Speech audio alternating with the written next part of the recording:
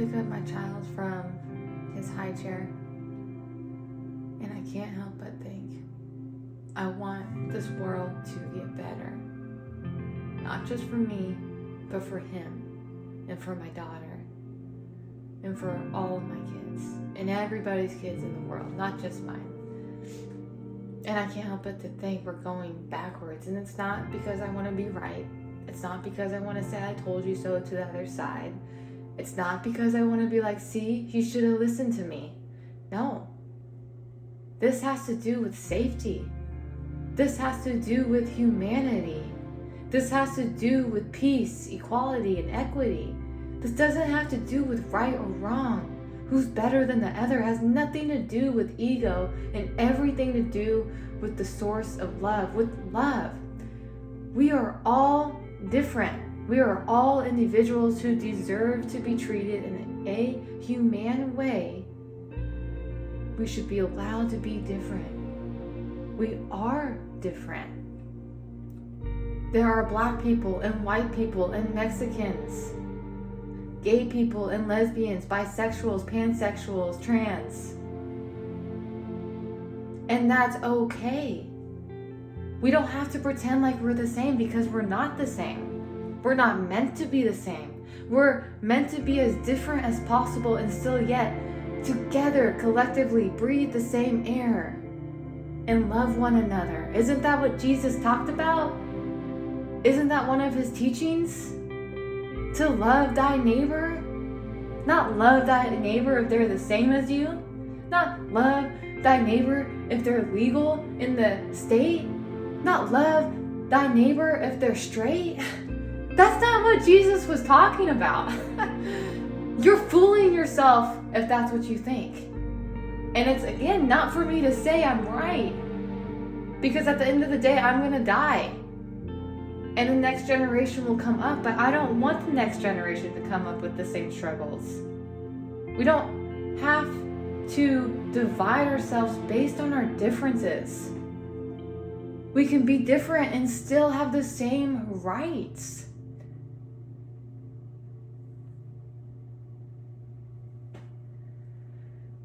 That's the problem. That's the problem. Is we're different, so different, and we're meant to. We're supposed to be individuals expressing our soul, the aspect that we were meant and born to express.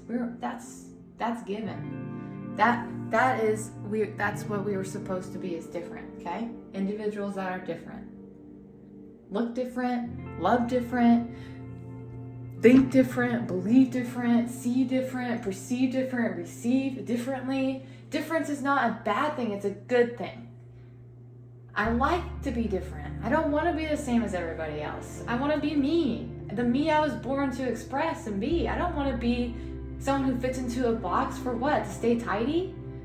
To keep a clean look? And like, what? I don't even understand it. It's just so we're so blind by the illusion and the show. We gotta step out and see everybody's in their own show, experiencing their own life for their own reasons and for their own teachings they came here to learn through the perspective of their human. And that's okay. It's okay to get married and it didn't work out and you get divorced. It's okay to feel pain, to get angry, as long as you're not using it to hurt anybody else. But we are collateral damage to ignorance right now and unawareness to what is going on. And that's all I want, is to people to wake up and see.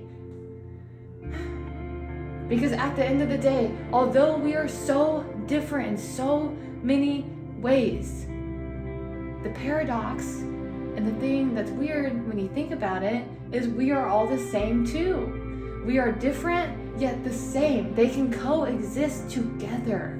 We are different, as I explained, but we are the same in the fact that we are all born from the same source of love. We all come from the ocean of love. There are individual waves that crash the shore, that crash into each other, that change the shape and form as the wave is crashing the shore. But when they crash, they return to the same source. All waves are individually expressed differently. And when you look up above and you see the waves flowing to the sand and you see the ocean, the differences and the little ripples in there make it beautiful. Have you ever sat and watched the sunset and seen the waves come up, some big, some small?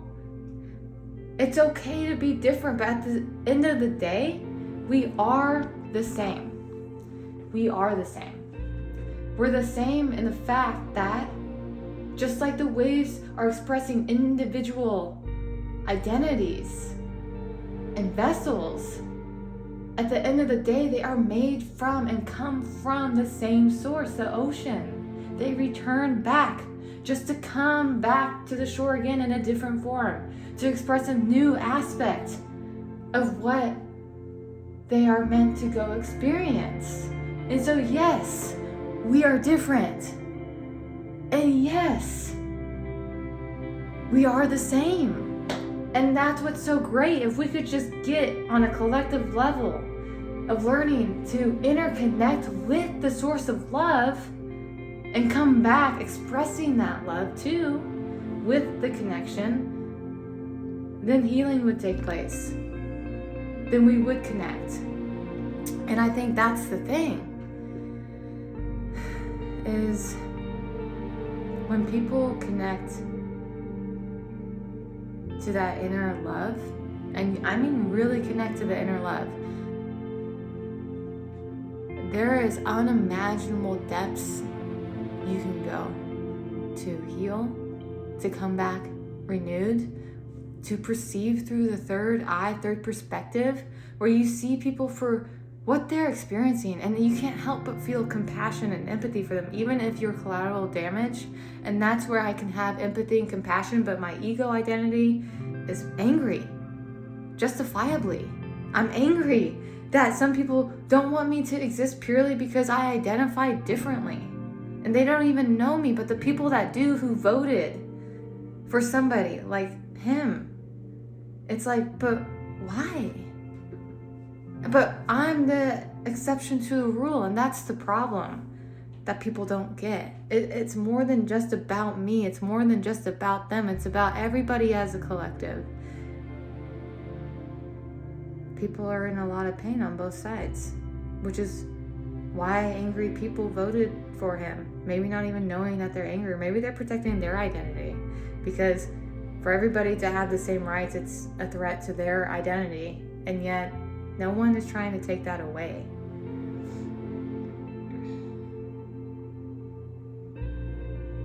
Inner connection is where freedom lies. Inner connection is where outer connection, real authentic connection resides. And that's the thing, is a lot of people believe in healing work and psychology and therapy as like, oh yeah, blah, blah, blah, blah. But at the end of the day, you connect to your inner source, your spirit, and you no longer rely on external validation for your value or worth. You realize a lot that we are all inherently worthy and of value. And we all have the ability to go within and connect. But some people are so disconnected, the only way they can feel connection is through disconnection and division, and which is why they're connecting through pain. It's like some people want others to feel their pain so they get it. But that's just perpetuating their cycle of pain, because it's not going to fix anything. More division causes more division. More hate causes more hate. More darkness causes more darkness. Love and light, those are the answers. So how do we become expressions of that as a collective? Well, it starts with the individual. You have to be interconnected for our connection to exist, or it's always going to be a false facade, thinking you're connecting with people, but it's only on the surface level. It's not in the depth of what it could be and what it should be. Imagine a world where everybody's interconnected. Everybody sees everybody through the eyes of love, actual love. There's no meaning or judgment attached to it from my ego identity. It's all coming from spirit identity. Spirit identity is founded and can come alive when you are in the being of love, the expression of love here.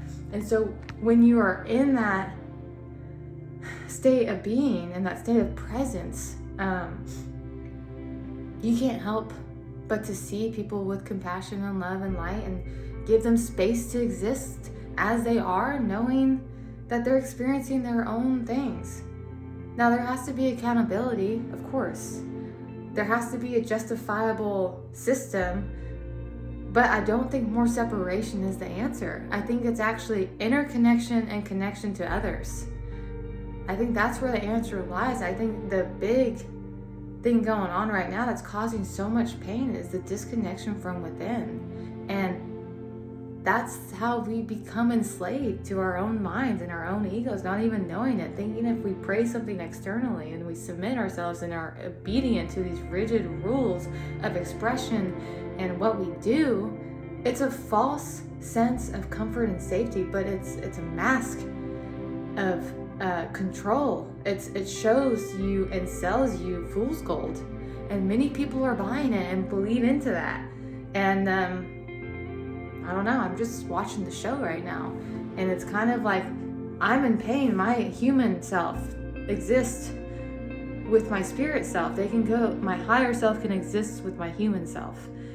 And that's where my pain and my anger is fueling me to connect even deeper so I can understand what's going on and not live in a state of anger, because I am angry and sad.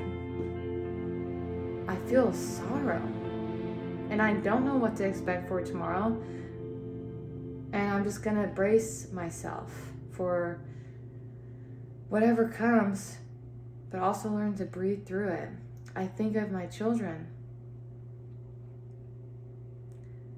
And I want them to grow up in a society where no matter how different we are, we can exist within the space of love as a collective, and that they're safe.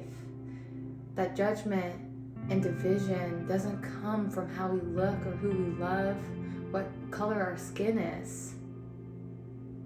There's no box you have to fit in to be embraced by love. And that's the thing, when you make somebody here, a human, fit into a box so they can be loved or accepted, it's not what is intended for us to become. We are intended to forget and remember. We're here for a purpose. Pain, if we alchemize pain, it will turn into our purpose. So please be willing to listen to the teacher of pain, to sit in the space of darkness so you can feel the embrace of the presence of love. The bringer of light and love will come sit with you where it is safe to be taught by pain and sit in the room of darkness. Don't let your pain be alone. You may be with it, but it can still be alone. Have you ever been with someone where you feel alone in a crowded room? Well, your pain and your hurt, they're walking into rooms alone, even though they're right next to you. Even though it's right next to you. Be with it. Sit with it. Breathe with it and through it. Let the emotion move through your body. Release it. Let go. Love will come back tenfold. And you will feel it wrap around your heart. The energy of it, literally, you can feel the light wrap around your heart. And you feel like you're in the pool of this clean water. And you dunk and you rise. And you feel truly baptized and cleansed and washed free from not sins, just from our constraints in the prison of our own minds. Our minds can become prisons, but we hold the key. Nobody else can give it to us. And once you let yourself out of the prisons of your own minds and connect to that inner connection where you know you're always safe, because no one can take that from you, that is true freedom.